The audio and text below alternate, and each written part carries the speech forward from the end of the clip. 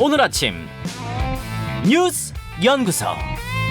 오늘 아침 뉴스의 맥을 짚어드리는 시간 뉴스연구소. 오늘은 뉴스톱 김준일 대표와 함께합니다. 어서 오십시오. 안녕하세요. 오늘 주목할 뉴스 첫 번째는 어디로 갈까요?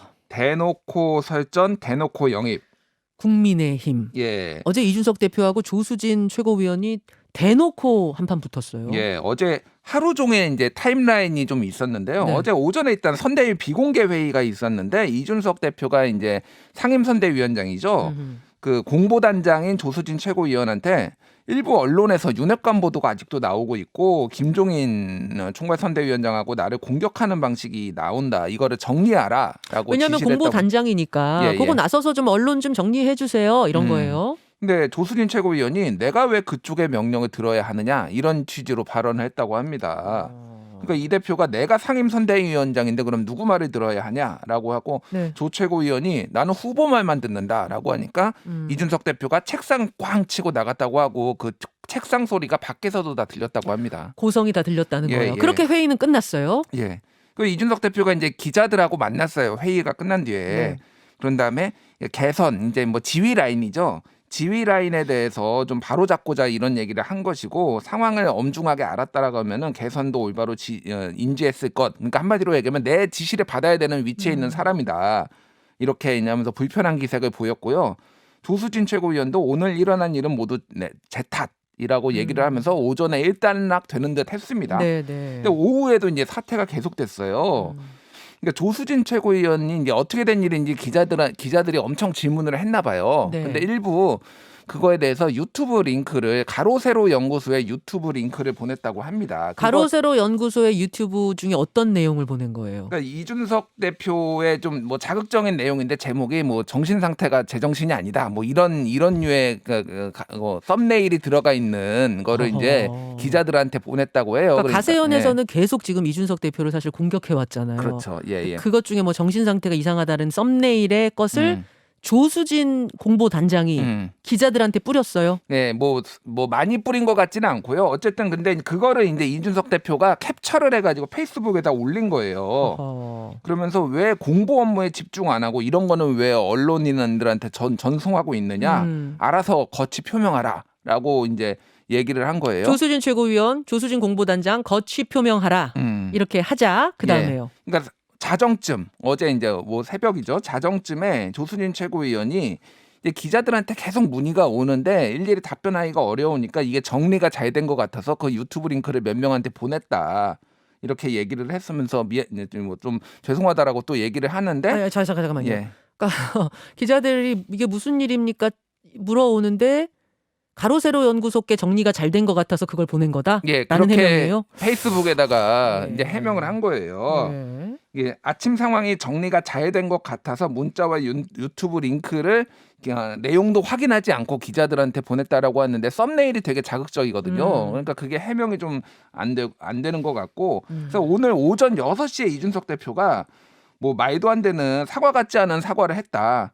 깔끔하게 거치 표명해라. 뭐 이렇게 지금 아직까지도 갈등이 이어지는 상황입니다. 오늘 새벽 6시가 그러면 이제 마지막 타임라인입니다. 이준석 대표의 마지막 네. 타임라인이고 뭐 거치 어떻게 표명해라까지가. 예, 그렇게 될 것 같아요. 자, 어제 이제 그 축의 논란이 하나 국민의힘에서 있었고 또 신지혜 전 한국여성정치네트워크 대표의 영입 이게 예. 또 하나의 큰 축 아니었습니까? 그러니까 윤석열 후보의 직속기구죠. 새시대준비위원회 김한길 위원장이 이제 있죠. 네. 여기에서 신지혜 한국여성정치네트워크 대표를 수석 부위원장으로 영입을 했다라고 이제 밝혔어요. 그래서 윤석열 후보가 직접 영입장에 가가지고 빨간 목도리도 둘러주고 네. 뭐 이런 퍼포먼스가 있었습니다. 네. 근데 신지혜 대표는 이제 소위 말하는 정치권의 페미니스트를 이제 상징하는 인물이 젊은 2030 페미니스트. 네. 그래서 이준석 대표하고 예전에 토론에 나와서 매번 이렇게 토론도 많이 벌이고 조회수도 많이 나왔거든요. 그러니까 토론만 그냥 많이 벌인 게 아니라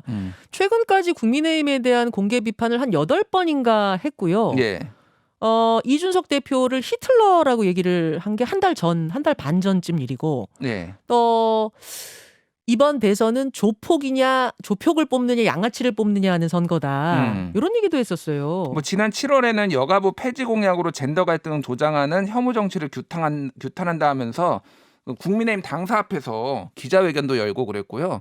제가 올해 3월에 그 서울시장 보궐선거에 나왔었거든요. 네. 그때 제가 인터뷰를 한 적이 있습니다. 아 신지혜 예, 지금 만나서 위원장을? 인터뷰를 해. 그 군소 후보를 다 만나서 제가 예, 인터뷰를 예. 했는데 그때 국민의힘과 민주당은 모두 적폐다. 새로운 정치가 필요하다 그렇게 얘기를 했어요 그때. 아, 그러니까 그래서, 예. 정치인들이 뭐 이동할 수 있죠. 뭐 음. 한 정당에 반드시 끝까지 있어야 되고 그런 건 아닌데 음. 어떤 이동을 할 때는 이유가 뚜렷이 있고 혹 시차가 있고 명분이 있고 그래서 국민들이 같이 공감하면서 이렇게 움직이게 되는데 이번에는 좀 느닷없어요. 그래서 어리둥절한 것 같아요. 예, 뭐 여러 가지 이유를 댔습니다. 그래서 그거는 뭐 한번 들어보시면 될 것 같아요. 예. 그래서 제가 초대를 했습니다. 잠시 후 8시에 스튜디오로 신지혜 수석 부위원장이 나옵니다. 직접 한번 제가 질문을 해보죠. 그 선대위 얘기를 좀만 하면은 네. 어제 홍준표 의원이 SNS에 윤석열 선대위는 세 갈래가 있다 지금 김종인, 김한길, 파리떼 이렇게 세 갈래가 있다라고 얘기를 썼어요. 홍준표 의원이. 홍준표 의원이. 그러니까 사실 이게 해프닝이 아니라 지금 아직도 물리적인 화합이 지금 잘 안 되고 있다. 화학적 화합이 안 되고 있다라고 볼 수 있을 것 같아요. 여전히 뭐 개파 갈등이라고 해야 되나 이런 것들 그리고 지위 라인이 정확하게 서지 않고 그래서 이게 지금 상황이 지금 안 좋거든요. 국민의힘 전체적으로 예. 후보 지지율이 떨어지는 상황에서 이게 갈등이 극대화될 가능성도 배제를 할 수가 없습니다. 자, 그렇습니다. 이런 상황이고 신지혜 수석 부위원장은 2부에서 만나보기로 하고 그 다음으로 가죠. 예, 민정수석 잔혹사. 민정수석 잔혹사. 이게 어젯밤에 이게 아마 이제 MBC 단독으로 나온 뉴스인데 예, 굉장히 밤사이에 뜨거웠어요. 그렇죠. 그러니까 민정수석 아들의 자기소개서가 문제가 된 거죠. 그렇죠. 이제 MBC 보도에 따르면 김진국 청와대 민정수석 아들 김모 씨가 기업에 이제 자기소개서 네. 속에서 입사 지원서를 넣으면서 아버지가 민정수석이다 이렇게 적은 거예요. 그러니까 이거는 보통 이제 요즘 블라인드 테스트가 일반적이고 이거를 적은 이유는 권력 관계에 대해서 권력 고위층에 있다라는 건 넌지시 암시하는 거잖아요. 아니 잠깐만요. 그냥 예. 넌지시 아버지가 민정수석이라고 한 정도가 아니라 그 뒤를 보니까 더 노골적으로 얘기를 했던데요. 그러니까요. 그게 그런 정도가 아니라 아버지께서 많은 도움을 주실 것. 제가 아버지께 잘 말해 이 기업의 꿈을 이뤄드리겠다. 이런 내용까지 일부 입사 지원서에는 좀 들어갔다라고 하고 그걸 MBC가 이제 확보를 한 겁니다. 5개 기업에 이렇게 넣었다고 해요. 저는 이게 이게 조금 그래서 보도를 보고도 믿기지 않을 정도였는데 아버지가 민정수석이어서 이 기업의 꿈을 이뤄드리겠다. 아버지한테 잘 말해서 이게 진짜로 이랬단 말이에요? 진짜로 그런 것도 믿어지지 않고 한국 사회가 그렇게 녹록한 것인 권력 관계로 이렇게 움직이는 것인가에 대해서 좀 놀랍습니다. 어쨌든 그래서 지금은 다른 IT 회사에 들어갔고 기존에 뿌렸던 그 이력서를 다 회수를 했다고 합니다. 그리고 김진국 민정수석은 아들이 불안과 강박 증세를 보였다. 입사를 잘 못해서 초조해하고 있었다. 치료를 받아왔다. 예, 이렇게 치료를 말했네요. 받아왔다. 그래서 있을 수 없는 일이고 변명의 여지가 없다라고 했는데 청와대에서는 지금 고심 중에 있다고 합니다. 뭐 어떻게 이거를 공개 사과를 할지 말지 그리고 거취 문제에 대해서도 아직은 좀 입을 닫고 있는 그런 상황이에요. 이 아들은 이제 어떤 인물입니까? 좀 그 부분에 대한 조사도 됐나요? 예, 뭐 2018년에 이제 용인대 경기지도학과를 졸업했다라고 기재를 또 했는데 격기지도학과. 그러니까 아마 예, 이게 뭐 격투기 이런 의미인 것 같아요. 격기지도학과. 예. 실제로는 용인대를 졸업하지 못하고 타대학으로 옮겨서 뭐 자퇴를 했다 이런 내용도 있어서 허위 기재 이력 논란도 있어요. 어쨌든 근데 IT 쪽에 지금 뭐 근무를 하고 있다라고 합니다. 현재는 취업을 한 상태라는 이야기고. 30대 초반 31살 정도 이제 나이고요. 네. 그래서 문재인 정부 민정수석이 지금 역대 5명이 있었는데 5명 모두가 구설에 올랐습니다. 초대 조국 민정수석 같은 경우에는 뭐 민정수석은 무사히 마쳤지만은 그때 좀 봐주기 감찰 논란 뭐 이런 게 있어가지고 지금 재판 중에 있죠. 그리고 뭐 이제 그 조국 사태 소위 말하는 이것 때문에 장관 임명 법무부 장관 임명 35일 만에 사퇴했고요. 2대 김조원 민정수석 같은 경우에는 다주택. 그렇죠. 2주택자는 다 처분해라라고 했는데 거기에 공식적으로는 아니지만은 거기에 반발을 해가지고 예, 그냥 사퇴를 했다. 나는 못 팔겠다 해가지고 이제 사퇴한 예, 예. 거고 자진 사퇴. 그리고 예. 3대 김종호 전 민정수석은 감사원 출신인데 추용 갈등을 조율하지 못했다는 책임을 지고 4개월 만에 물러났고요. 그렇죠. 그리고 4대 신현수 민정수석도 패싱 논란이 있었어요. 신현수 패싱 논란. 네, 신현수 그러면서 2달 만에 물러나고 지금 마지막 이제 민정수석이었는데 또 이제 논란이 불거진 겁니다.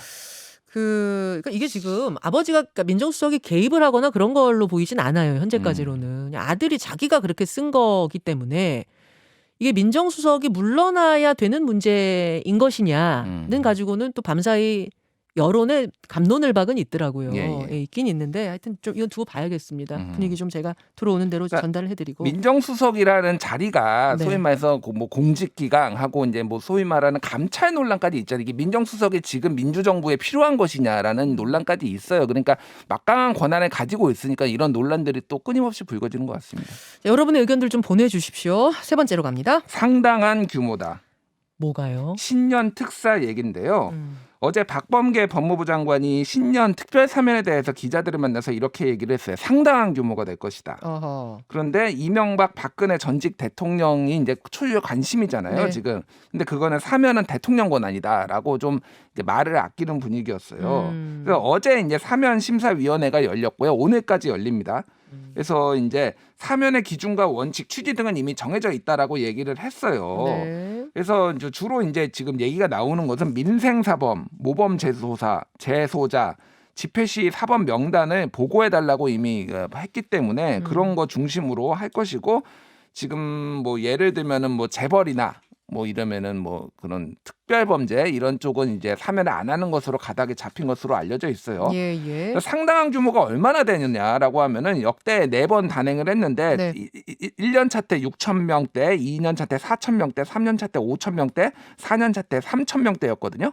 그러면은 뭐 5천 명, 6천 명은 되지 않겠냐. 그러네요. 지금 이렇게 볼 수가 있습니다. 네. 그래서 지금 뭐 두 전직 대통령에 대해서는 지금 선거를 앞두고 여권의 표 이탈 우려가 있기 때문에 이거를 단행하기는 어렵지 않나라는 관측들이 일단 나오고 있어요. 특사는 그런데, 그러니까 사면은 그런데 형 집행정지에 대해서는 딱 안 된다라고 누가 얘기한 건 없는 것 같아서 이건 어떻게 되는 분위기예요? 그러니까 지금 박근혜 전 대통령이 지금 뭐 몸이 안 좋다라는 얘기가 나오고 있잖아요. 이미 지금도 병원에 있어요. 병원에 있어요. 예. 지금 그러니까 형무소에 있는 게 아니라 병원에 교도소에 있은 있는 지가 꽤 됐어요. 예. 예. 근데 입원 기간을 6주 연장을 해서 내년 초까지 입원을 한다라고 하고 있고 뭐 언론 보도에서 상당히 안 좋다라는 게 나오면서 어저께 국민의당 안철수 대선 후보도 그 얘기를 했잖아요. 박근혜 대선 후보 관련해서 안 좋다고. 상태가 안 좋다고 들었다 나도. 그렇다. 예. 예, 이제 언론 보도가 먼저 있었습니다.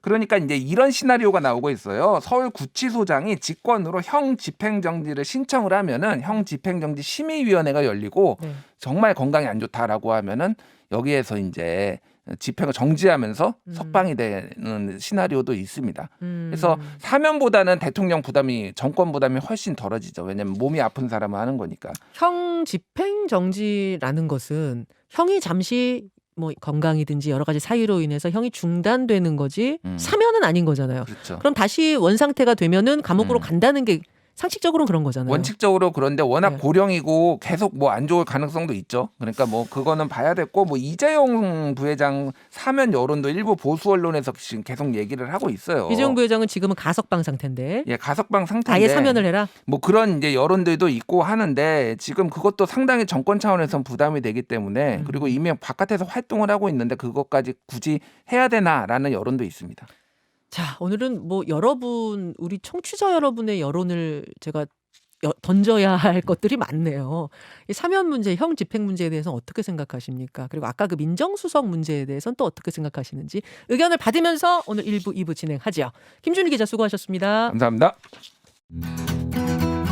김현정의 뉴스쇼는 청취자 여러분의 참여로 이루어집니다. 트위터, 페이스북, 레인보우 게시판, 그리고 단문 50원, 장문 100원의 유료 문자 샵 1212, 우물정 1212 통해 참여하실 수 있습니다. 김현정의 뉴스쇼, 여러분과 함께 만듭니다.